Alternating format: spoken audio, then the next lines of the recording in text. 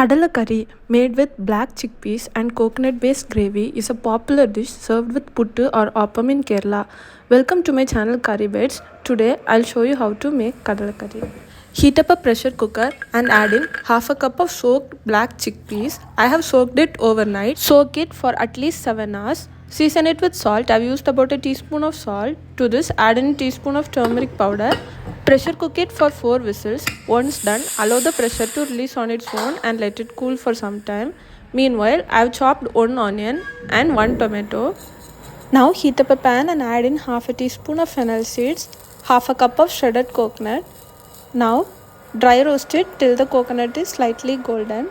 Once it is slightly golden, add in 1.5 teaspoons of coriander powder, 1 teaspoon of red chili powder, 1 teaspoon of garam masala.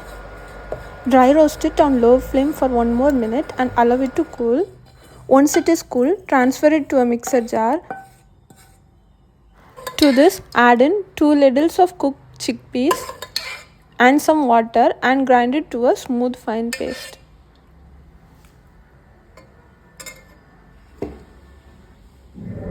Now in the same pan, add 2 tablespoons of coconut oil. Once the oil is hot enough, add in 1 finely sliced onion and some curry leaves. Saute till the onions are slightly golden. Once it is slightly golden, add in a tablespoon of ginger garlic paste. Saute till the beautiful aroma of ginger garlic paste comes off. Now add in the ground paste. Saute this for a minute or 2. Once it is well combined, add in the cooked chickpeas along with the water. Now to this, add in the chopped tomatoes.